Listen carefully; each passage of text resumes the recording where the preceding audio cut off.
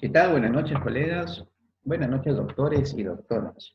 Mi nombre es Leo Chanca Bautista, soy médico internista del Hospital Revaliati y en esta oportunidad daremos la resolución de la parte B del examen de residentado médico 2017 con respecto al área de ciencias básicas. ¿Ok? Igual, de todas maneras, ciencias básicas están relacionadas con las diferentes otras ramas de especialidad. Así que vamos a ver un poco de básicas y un poco de preguntas de especialidad.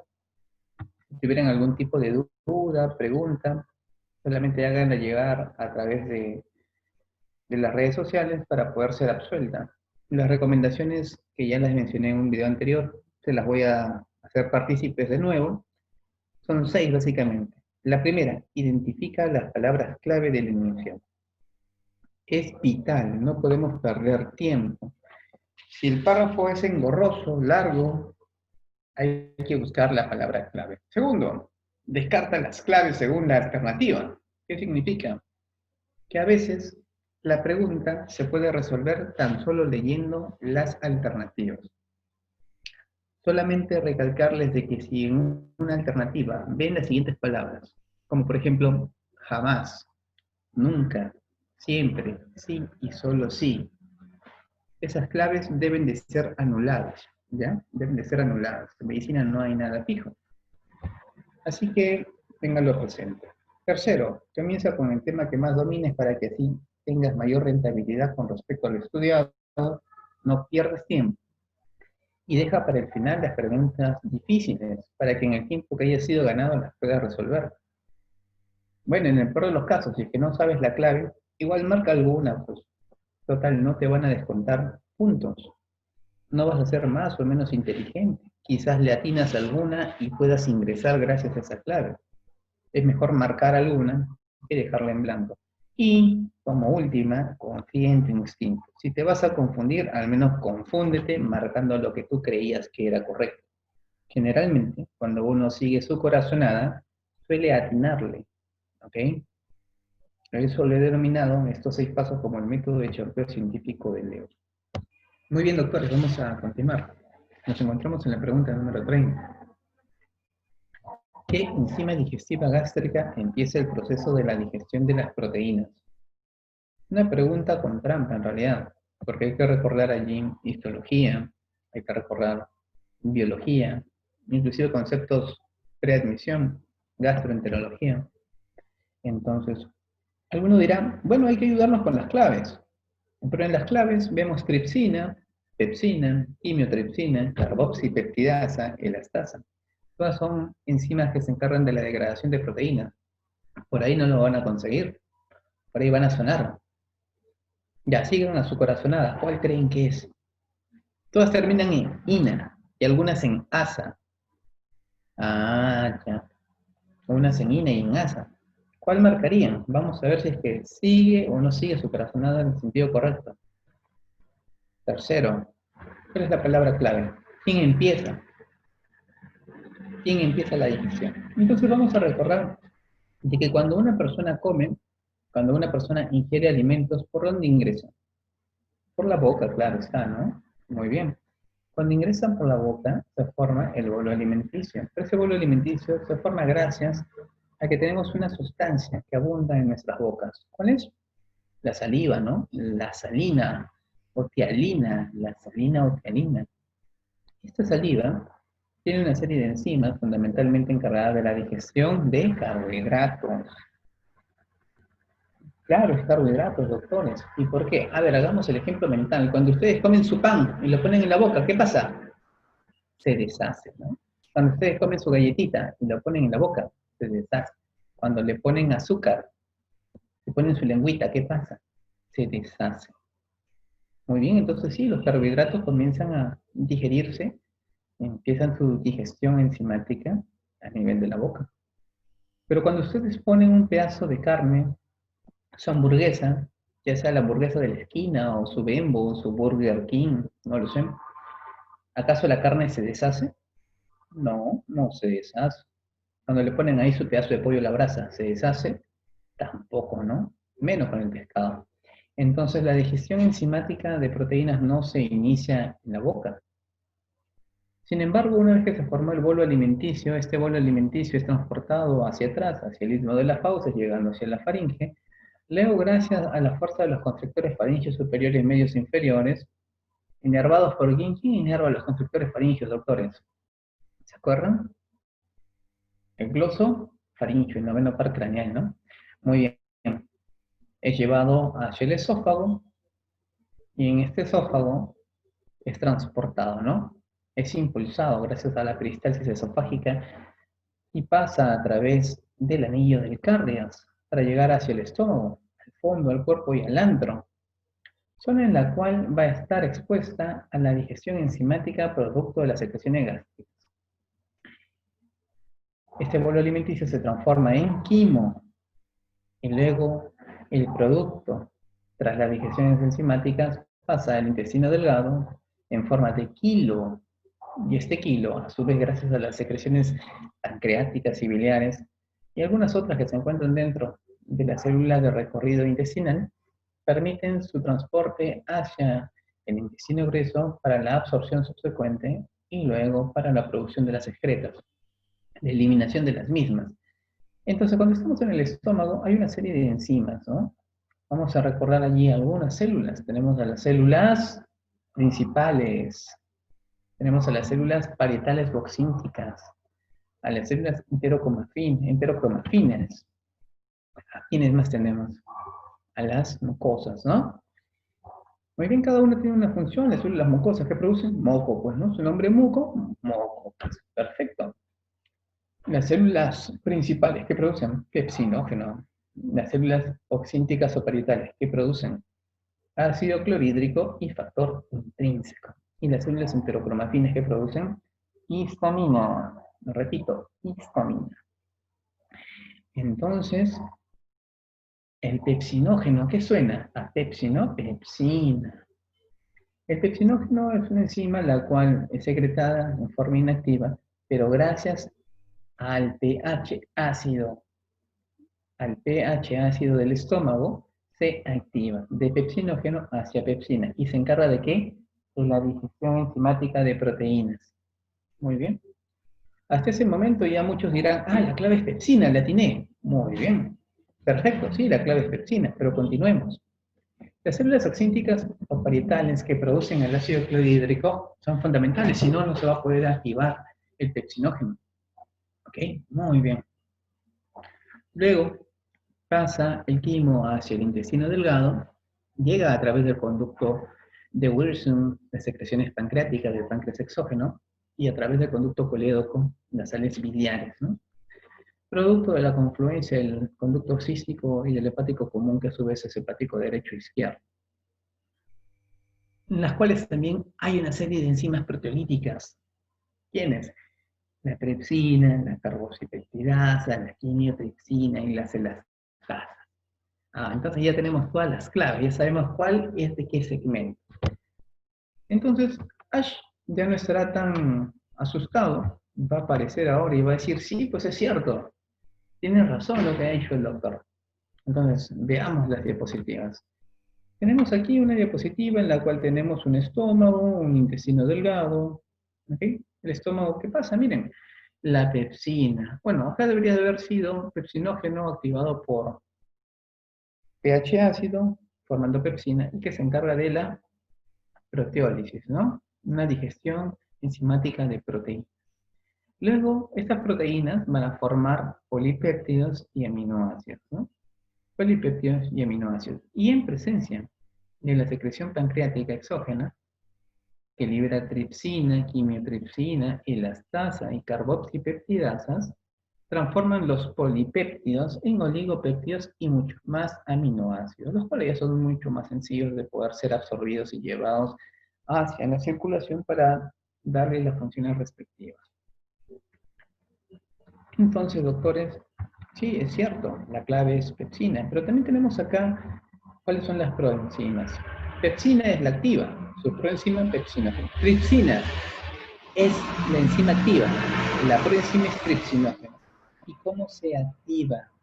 Bueno, doctores, lo que pasa es que las sales lineares se activan en pH alcalino.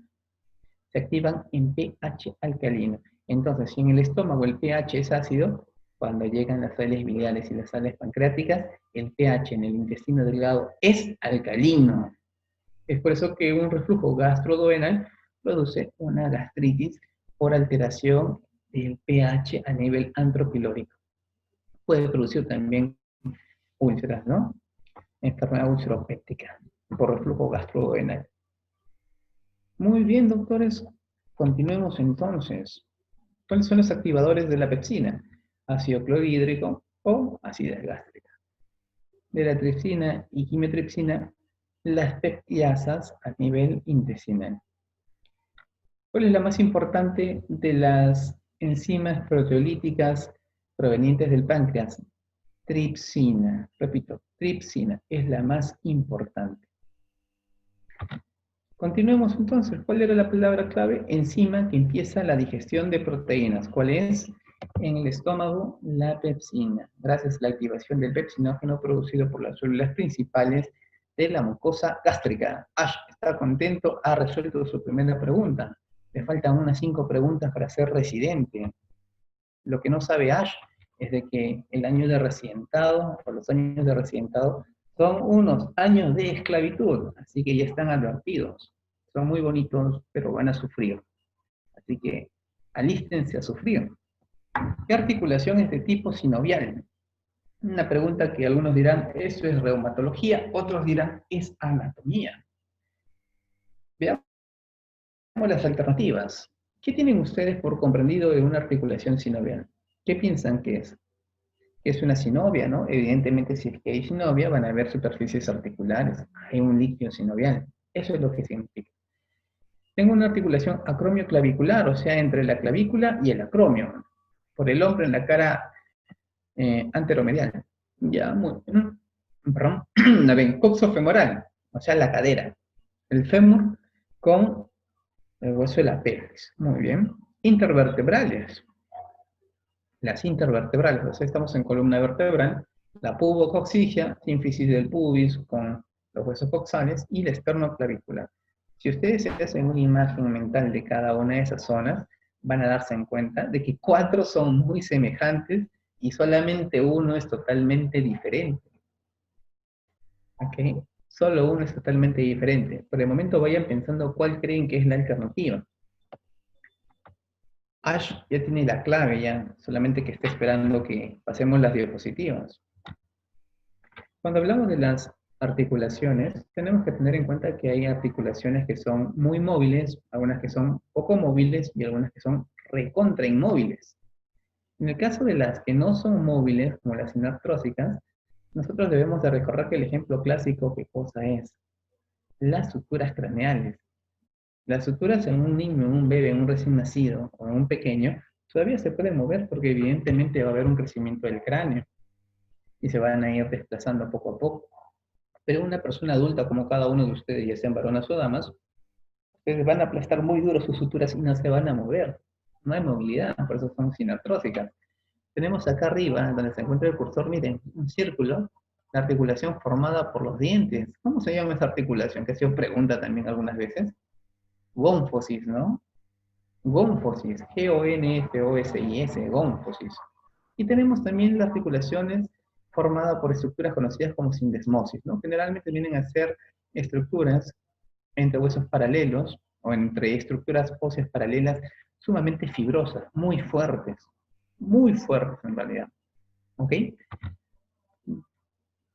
Entonces, una articulación, ¿qué es, doctores? Es un tejido o conjunto de estructuras que sirven de unión a dos huesos adyacentes. Esa es la definición de una articulación. Sin embargo, pasamos nosotros a otro tipo de articulación. Miren, las primeras son como estructuras que se unen, ¿no? Que se sellan y que permiten, o que no permiten en todo caso, tener una movilidad adecuada, extensa, rangos articulares muy extensos. Sin embargo, vamos a la segunda. Articulaciones cartilaginosas. Estas articulaciones cartilaginosas, ¿cómo? En el caso de la presente en los discos intervertebrales, donde se encuentra nuestro cursor, voy a apuntarlo para que vean el disco intervertebral. Dicho sea de paso, los discos intervertebrales tienen que ser estructuras avasculares a una persona adulta, pero a una persona joven, niños, todavía suelen tener irrigación, ¿ya? Es por eso que las espondilodicitis en adultos y en niños son totalmente diferentes. Las lesiones de espondilodicitis infecciosas. Muy bien, esos son los discos intervertebrales. Estamos viendo acá la estructura del cuerpo vertebral, los pedículos, las apófisis espinosas hacia atrás. Tenemos entonces articulaciones basadas fundamentalmente en cartílago, un cartílago que tiene una alta concentración de cartílago hialino y también cartílago fibroso. Como ejemplo, ¿quién está acá? Miren, esto cómo se llama, sínfisis del pubis y los huesos coxales. Muy bien. Acá que tenemos, miren, esto es el esternón. Acá voy a marcar que es el esternón. Y acá tenemos la articulación formada por la primera costilla y hacia arriba por la clavícula. Articulación esternoclavicular y articulación costoesternal. Bien. ¿Se dan cuenta de la forma en la que tienen estas articulaciones? No tienen un amplio rango de movimiento, justamente eso. Sin embargo, tenemos otras articulaciones que vienen a ser las articulaciones sinoviales, en las cuales hay una membrana sinovial, hay líquido sinovial y hay estructuras cartilaginosas que tienen una forma que le permite una mayor movilidad. Suelen ser estructuras lisas, con cartílagos de color blanco azulado, que permiten amortiguar una gran carga de presión, grandes fuerzas. Suelen ser avasculares y no tienen inervación, no duelen, lo que duelen son las estructuras adyacentes. Fundamentalmente tienen una alta concentración de colágeno tipo 2 y proteoglicanos, lo cual permite justamente la sobrecarga de presiones. Y la membrana sinovial se encarga de formar un ultrafiltrado del plasma, y ese es el líquido sinovial, un ultrafiltrado del plasma, y que tiene ácido hialurónico, que le permite tener una estructura viscosa, transparente y que no se coagule. Por eso que el líquido sinovial tiene que ser transparente. Si ustedes lo ven de un color turbio, infección, sangre, piensen en algún tipo de alteración, quizás por ahí estemos ante un paciente con hemofilia, no lo sé, y que al ser una zona estéril no debería de haber presencia de células, ¿no? No debería de haber clocitosis. La clocitosis es la presencia de células en un lugar donde no debería de haber. Y dentro de los ejemplos clásicos de articulaciones sinoviales, encontramos aquí, pues, las articulaciones tipo trocoides, ínfimos, sencilla de montar, articulación condilia. Algunos me dirán, doctor, pero esto es traumatología, ¿por qué me lo dice? Bueno, pues porque a veces en traumatología no lo menciona. Y ciencias básicas les va a servir para todo eso. En el caso de la articulación formada por el húmero, o sea, el hueso del brazo con los del antebrazo, que es radio y cúbito, tenemos un ínfimo, también conocido como tróclea. Esta es la forma de la tróclea. Al costado de cada una de las articulaciones hay un dibujo esquemático para que ustedes puedan entender a qué se refiere cada uno de los mismos. Las trócleas o ínfimo, o bisagra, me permite movimientos de flexión y de extensión. Entonces ustedes estiren su brazo y antebrazo y luego flexionen. Ese movimiento es gracias a una tróclea. En el caso de la articulación atlante, aquí estamos viendo el hueso de la columna vertebral, la primera y la segunda vértebra cervical, atlas y axis, y estamos viendo acá voy a pintar acá, la apófisis atlantoxoidea. Este movimiento, que va a dar las veces de un trompito circular hacia la derecha e izquierda, rotaciones limitadas, a eso se le llama trocoide. Movimiento tipo trompo, trocoide. Movimiento de flexión-extensión, tróclea. ¿Ok? Entonces la articulación atlantoxoidea es el ejemplo clásico y que ha sido preguntado en una articulación trocoide tipo sinovial. En el caso de la articulación de silla de montar rápido, la manito, la articulación metacarpiana del primer dedo, del pulgar, ¿ok? También encontramos otro ejemplo preguntado, la articulación formada entre el martillo y el yunque, también conocido como incudo malular, también la talocalcánea en silla de montar y la esternoclavicular también en silla de montar. ¿Qué movimiento me permite? Con el dedito. ¿Qué hacen con el dedito? Lo flexionan, lo extienden, da movimientos de giro, circunducción se le llama eso, y se va y se mete hacia el plano medial, aducción y abducción. Eso es una silla de montar. Finalmente, las condilias, antes de pasar a la siguiente diapositiva, ejemplo clásico, radio-humeral. Entonces, la articulación cubital-humeral es tróclea, mientras que la radio-humeral es cóndilo. ¿Ya? Repito, la radio-humeral es cóndilo, mientras que la cúbito-humeral es tróclea. La atlantoaxoidea es trocoide, en silla de montar la talocalcánea, la del primer dedo, la del dedo pulgar, y la de martillo yunque, sumada a la esternoclavicular. Las condilias son elipsoides, entonces me permiten hacer sin conducción también, ¿ya? Movimiento de giro, rotación interna, rotación externa, extensión y flexión. Y en el caso del acetábulo, es decir, la coxa femoral, porque este hueso que vemos aquí es el fémur, tiene una cabecita que ingresa hacia el acetábulo, la cavidad de la pelvis, ¿no? Del hueso coxal. Entonces ingresa, como en el dibujo del lado derecho, como una pelotita sobre una cavidad esférica. Tiene todos los tipos de movimiento: flexión, extensión, abducción, aducción, rotación interna, rotación externa. A su vez que soporta una gran carga de presiones.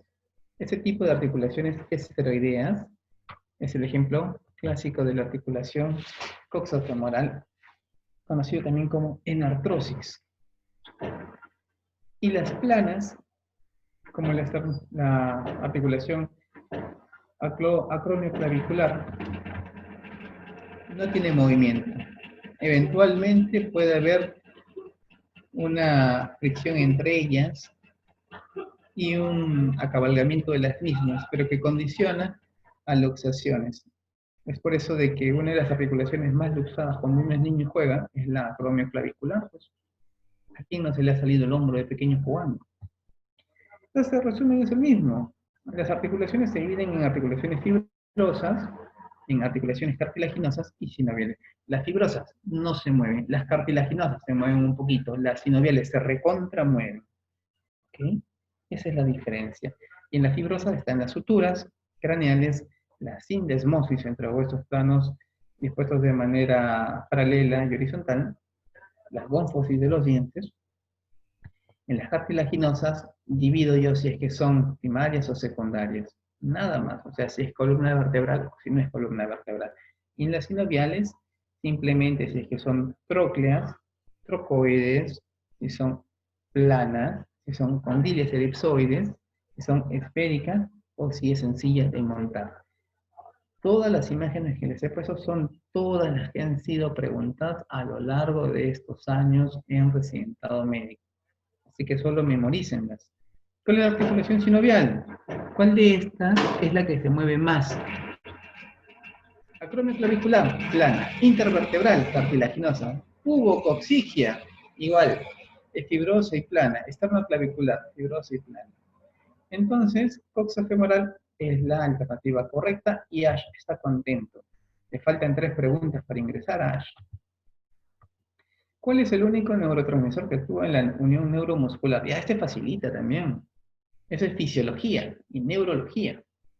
Hasta medicina física y terapia y rehabilitación. ¿Cuál es el único neurotransmisor, doctores? Ese facilita. Respondan pues. Se llama acetilcolina. ¿Y dónde se encuentra la acetilcolina, doctores? A ver, cambie la pregunta. Se encuentra en el citosol de la segunda motoneurona. Y si yo hablo de segunda motoneurona, también existe una primera motoneurona. Ah, ya. Entonces, ¿yo cómo discrimino una lesión de primera y de segunda motoneurona? Ah, ahora sí los agarré. Primera motoneurona. Lesiones son mucho más extensas, grupos musculares extensos. Hiperreflexia. Reflejos patológicos como Babinsky. ¿Y qué hay? ¿Hay fasciculaciones? No, no hay fasciculaciones. ¿Qué hay? Hemiplegia, bueno, dependiendo del territorio comprometido. Hay aumento del tono, hay hipertonía, ¿no? Hipertonía, hiperreflexia, afectación de grandes grupos musculares. En cambio, cuando es de segunda motoneurona, hay hipotonía, hiporreflexia y afectación de pequeños grupos musculares. Pero bueno, Ash quizás no se acuerda de todo eso y hagamos entonces el dibujo.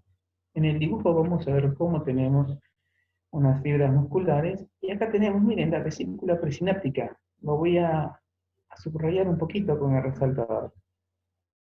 Tenemos acá la vesícula presináptica. Esta vesícula presináptica forma parte de la segunda motoneurona. La primera motoneurona, ¿de dónde, va, doctores? Va desde la corteza hasta ¿dónde? Hasta el asta anterior de la médula espinal. Y la segunda motoneurona va de la parte anterior, del asta anterior de la médula espinal hacia ¿hacia dónde se acuerdan? Hacia los músculos periféricos, justamente, donde van a tener que hacer efecto. Entonces, en este momento estamos en una segunda motoneurona. Voy a tener acá, 2, segunda motoneurona. En esta segunda motoneurona, ¿qué es lo que sucede? Tiene que haber algún tipo de estímulo despolarizante. ¿Y quién despolariza en el corazón? El sodio. Entonces acá también lo despolariza. El sodio actúa como despolarizante de todo el cuerpo, ¿ya? Al haber esta carga electrostática generada por la despolarización del sodio, recorre las paredes de esta vesícula. Y en las paredes van a haber unos canales, los canales de calcio voltaje dependiente. Al haber el sodio alterando esta permeabilidad a través de las cargas electrostáticas, permite el ingreso momentáneo de calcio. Este calcio, al estar en contacto con el citosol, permite la fosforilación y activación de una serie de enzimas que a su vez conducen a la liberación de la acetilcolina por parte de unas vesículas citoplásmicas que están en relación al retículo endoplásmico sarcoplásmico. Estas vesículas, en contacto con el calcio, liberan la acetilcolina y la llevan hacia el espacio o hendidura sináptica donde se encuentra el cursor. Voy a ponerlo con la flechita. Estas son las vesículas, miren. Y dentro hay como unas bolitas. Esa es la acetilcolina. La acetilcolina es liberada hacia la hendidura sináptica, hacia el espacio sináptico. Esta acetilcolina, ¿qué es lo que hace? Trata de llegar a estos receptores. Miren, acá tenemos unos receptores, los receptores nicotínicos para acetilcolina. Y al llegar, se acoplan con estos receptores y permiten el ingreso ¿de quién? El ingreso de sodio, fundamentalmente. Al ingresar sodio, permite el cambio de polaridad de las células. Las células, de manera común, para que lo recuerden, en reposo están cargadas negativamente. Entonces, lo que tenemos que hacer para transmitir un impulso de tipo despolarizante es alterar esta carga. ¿Cómo la alteras? Con la salida o el ingreso de algunos iones, fundamentalmente sodio, que es el ion extracelular en mayor concentración. Una vez que la acetilcolina ha cumplido su misión, ya no se une al receptor y ¡fum!, va otra vez a la hendidura, en donde va a venir una enzima conocida como acetilcolinesterasa, la acetilcolinesterasa que se encarga de la degradación del mismo. Luego se recicla y puede ingresar nuevamente a la vesícula presináptica para formar otra vez entre las vesículas acetilcolina.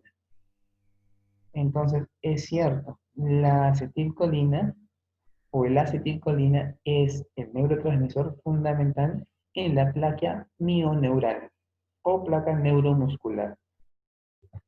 Les hago una pregunta. ¿En qué enfermedad yo tengo una disminución de acetilcolina? Es una enfermedad que causa un síndrome de tipo extrapiramidal. Ya, te doy más datos que tiene que ver con alteración de la fibra nigroestriada. ¿Cuál es la enfermedad? Parkinson, ¿no? ¿Se acuerdan del Parkinson? ¿Se acuerdan que en el mesencéfalo tenemos una estructura conocida como la sustancia negra, ¿no? O locus níger. Esta sustancia negra está formada por ¿quién? ¿Se acuerdan? La sustancia negra está formada por melanina, fundamentalmente. Y la melanina es un producto de una serie de hidroxilaciones a partir de un aminoácido esencial conocido como fenilalanina. Esta fenilalanina se hidroxila y va a formar una serie de sustancias, dentro de ellas la tirosina, y la tirosina tiene la facilidad de o escoger una vía para melanina o escoger una vía para formar dopamina también. ¿Cómo forma dopamina la tirosina? La tirosina va a formar una dopa. Dopa en inglés tiene una serie de siglas. A esa dopa se le une un grupo amino, forma dopamina, y a su vez la dopamina puede seguir la vía de la norepinefrina y epinefrina. Cuando hay una disminución de dopa, cuando hay una disminución de dopa, se produce la patología del Parkinson, porque disminuye la concentración de dopamina. Sin embargo, la dopamina contrarresta las acciones de la acetilcolina. Entonces, si yo tengo poco dopa para contrarrestar la acetilcolina está en exceso. Y es por eso que le da al paciente con Parkinson esos movimientos, esos temblores. ¿Se han dado cuenta que los pacientes con Parkinson, además de la fase inexpresiva, de estar encorvados, dar pasos lentitos y con poca coordinación, tienen un movimiento?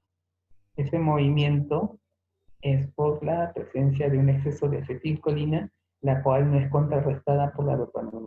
En el caso del Parkinson, entonces, ¿qué neurotransmisor está disminuido en el Parkinson? Dopamina.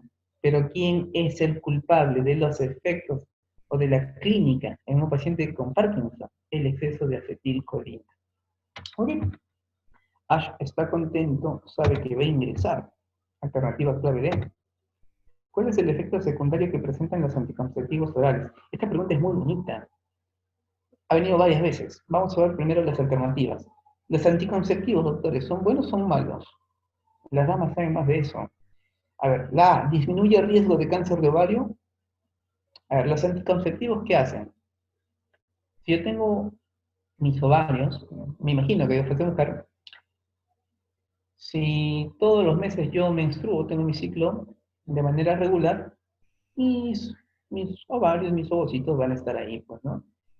Salen un ratito, buscan compañía, no la encuentran, se pierden, ¿no? Entonces, si yo tengo mucha actividad, voy a desarrollar cáncer.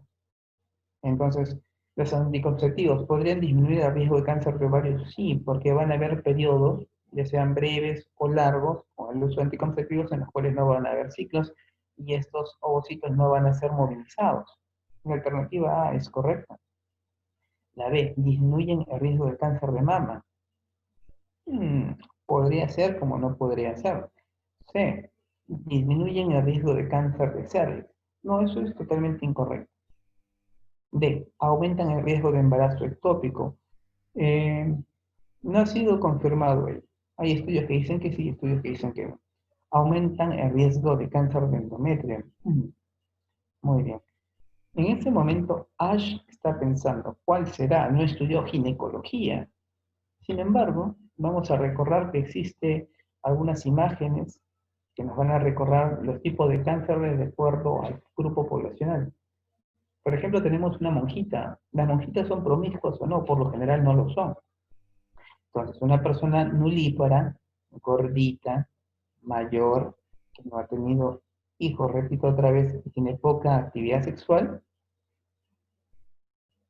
tiene un factor de riesgo aumentado para cáncer de endometrio. ¿Ok? Más si es que ha estado tomando estrógenos aislados. Pero con la pregunta anterior no dice anticonceptivos orales, es decir, estrógenos y progestágenos. Así que no es. Cáncer de endometrio se va. Cáncer de ovario. En caso de cáncer de ovario, ¿quién lo aumenta?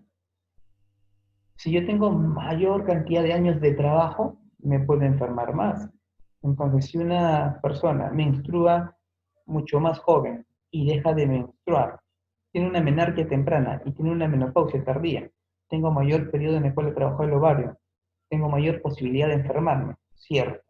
Terapia de reemplazo hormonal, es decir, una dama que ya llegó a menopausia y está tomando hormonas, se puede enfermar también de cáncer de ovario, totalmente cierto.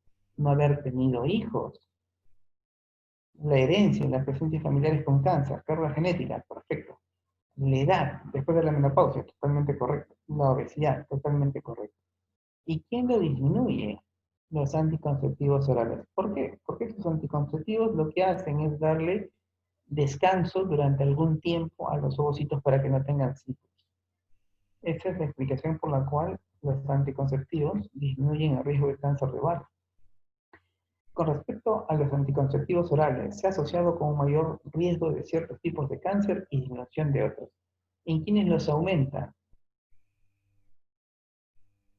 En el de cuello uterino. Cáncer de cuello uterino. Se parece o parece ser que existe un mayor riesgo de desarrollo de cáncer de cervix en mujeres que han tomado anticonceptivos orales. En el caso de cáncer de ovario, es un factor protector o reduce el riesgo de cáncer de ovario. En el caso de cáncer de endometrio, disminuye también el cáncer de endometrio, es un factor protector. Muy bien. Y en el caso de cáncer de mama, generalmente han demostrado asociación entre el uso y el uso de anticonceptivos y el riesgo de cáncer de mama. ¿Ya? Pero en realidad hay algunos que dicen que sí y otros que no. Entonces, ¿cuál es el efecto secundario que presentan los anticonceptivos orales? Disminuyen el riesgo de cáncer de ovario. Ash está contento, está un par de preguntas de ingresar. ¿Cuál de los siguientes fármacos puede inducir hipertiroidismo? Esta pregunta también es repetitiva. ¿Qué es amiodarona, doctores? Es un antiarrítmico, ¿no? Para arritmias supraventriculares o para arritmias ventriculares. Para las dos, tanto para supra como para ventriculares, para ambas. ¿En qué fase actúa? ¿Se acuerdan que en el ciclo de potencial de acción hay fase 0, 1, 2, 3 y 4? 0, 1, despolarización, ¿no? Despolarización rápida. 0, fase 1, breve salida de potasio, muy breve. Fase 2, meseta plató. Fase 3, repolarización, ¿no? Fase 4, despolarización diastólica espontánea. Captopril, inhibidor de enzima convertidora de angiotensina, que tiene que ver más con la hipertensión y cuyo principal efecto secundario es la tos, ¿no? Tos, también puede haber por allí algo de eczema, pero básicamente tos. Digoxina, ¿qué es la digoxina? Es un fármaco que tiene propiedades inotrópicas positivas y cronotrópicas negativas.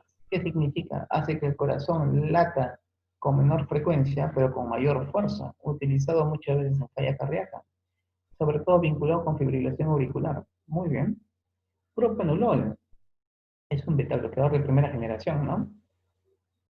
Utilizado cuando uno tiene varices, por ejemplo, o cuando uno tiene problemas endocrinológicos, o cuando uno tiene arritmias cardíacas también.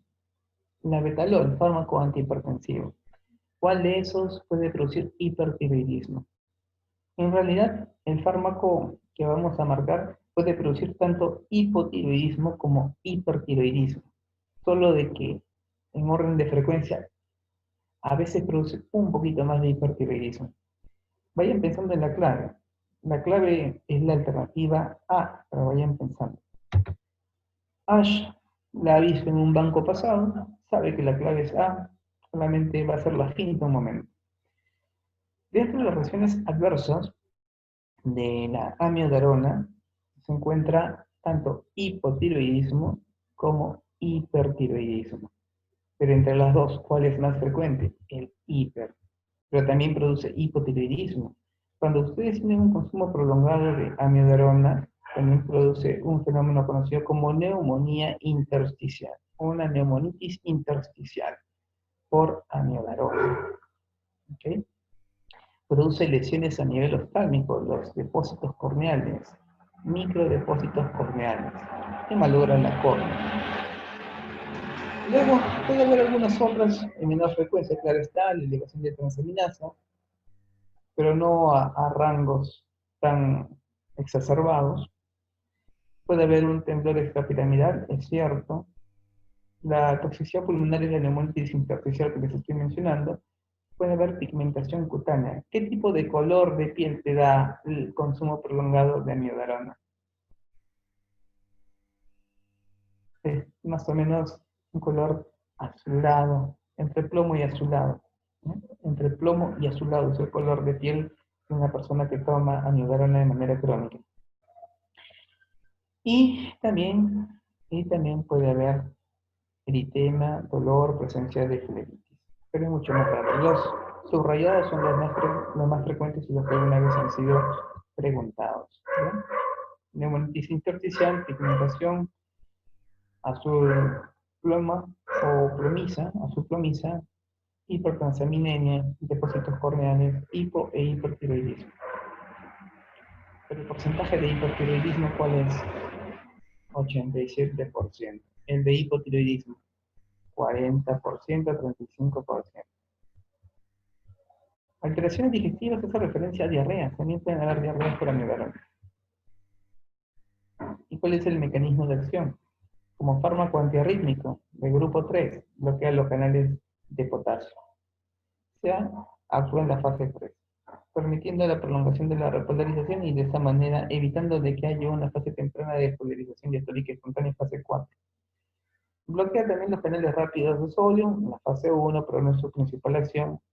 Los receptores beta-adrenérgicos, de tal manera que disminuye el automatismo. Entonces actúa como un crono negativo. Muy bien. Bloquea los canales lentos de calcio, es decir, tiene que ver con disminución de la contractibilidad, disminución del inotropismo, y su efecto a nivel tiroideo es disminuye la conversión de hormona tiroidea de T4 en T3, de la tetraiodtironina en tiroidina, de tal manera de que deprime el defecto y permite elevación tanto de la TSH en el hipotiroidismo o la elevación de las reacciones tanto T3, T4 con la disminución de la TSH para la formación de hipertiroidismo. En esta gráfica, espero que se pueda ver, se encuentra en la clásica división de los fármacos antiarrítmicos, clase 1, clase 2, clase 3, clase 4 y otros. Clase 1 se divide en 1A, 1B, 1C. En el 1A lo único que tienen que tener siempre en cuenta es al bondadoso proteínamida. Acá lo vamos a marcar. En clase 1A, proteínamida. Y la fase 1 se encarga de los canales de sodio de la fase 0. El 1B recuerden a los dos a lidocaína y a fenitoína. En el 1C a los dos a flequinida y a propafenol. Todos ellos canales de sodio en la fase 0. ¿Ok? En el caso de la clase 2, bien fácil, todos los que terminan en LOL, que son beta bloqueadores. ¿Se acabó? Fase 2, beta bloqueadores. Atenolol, metoprolol, carvedilol, esmolol, todos los LOL son ellos. Y como son beta bloqueadores, son simpaticolíticos, disminuyendo el automatismo y conduciendo a cronotropismo negativo. En el caso de la clase 3, la amiodarona, la que hemos hablado hace un momento, que actúa sobre los canales de potasio o fase 3. El 4, Gilgesen y verapamilo. Estamos hablando de calciotagonistas no dihidropirínicos, ¿no? Y los otros, cualquier otro, como digoxina, atropina, ibabradina, etc. Bueno, esta pregunta nos permite revisar un montón de cosas, ¿no? Endocrino, cardio, etc. ¿Cuál es el siguiente fármaco que produce hipertiroidismo e hipotiroidismo? Amiodarona. Vamos más rápido ahora. ¿Cuál es el rango de minutos de la duración de la acción de la lidocaína? Esta también es una pregunta memorística, bien memorística, ¿ya? Cuando ustedes saben administrar lidocaína y hacer cópico, ¿no? ¿En cuánto tiempo desaparece el efecto? Generalmente entre 1 y 2 horas, doctores. Entre 1 y 2 horas. ¿Cuál es la clave que más se acerca a ello? La alternativa B, pues de 60 a 100. Ahora, esta pregunta es bien malosa, porque que ustedes encuentren el texto que les diga, saben que es de 60 a 100, es bien complicado. Pero sí hay, si ustedes buscan en Google, van a encontrar un par de artículos que mencionan ese intervalo. Ash no sabía la respuesta, pero marcó pues de 60 a 100, dijo, es de 1 hora a 2 horas, porque cuando es suturado, generalmente en ese periodo es que termina la acción de la lidocaína. Entonces, si es que han suturado ustedes, podrían haber resuelto la respuesta. Y esta es la tablita. Miren. Lidocaína, tiempo de duración de 60 a 120 minutos, de 1 a 2 horas. ¿Por qué les pongo bupivacaína y mevivacaína? Porque a veces han sido preguntados. Mepivacaína de 90 a 180 minutos, bupivacaína de 180 hasta 360 minutos. Pero la otra manera en la que les han preguntado es acerca de sus grupos, es que son éster o amida. Entonces ustedes van a recordar de que la lidocaína es amida, de la mepivacaína es amida, y la trilocaína es amida junto con la bupivacaína. Los que son éster solamente son la tetracaína y la procaína. Entonces, eso es lo que tienen que recordar ustedes. De los grupos, ya sean amidas o éster, el que es de tipo éster es la procaína y la tetracaína. Todas las demás son amidas y la lidocaína tiene un tiempo de duración de 1 a 2 horas, mepivacaína de 1 hora y media a 3 horas y la bupivacaína de 3 horas hasta 6 horas. Entonces Ash marcó la B. Ash acaba de ingresar al recinto médico. Bueno, doctores, les agradezco la presencia de cada uno de ustedes. Esperemos de que les haya servido de algo. Ya conmigo hasta otra oportunidad. Y espero sus comentarios. ¿Ya? Compártanlo por las redes. Lo importante es de que todos se estén preparando y puedan rendir un excelente examen, ya sea en este año o el próximo año. Si es el próximo año, nos vamos a encontrar allí. Con permiso, pero buenas noches.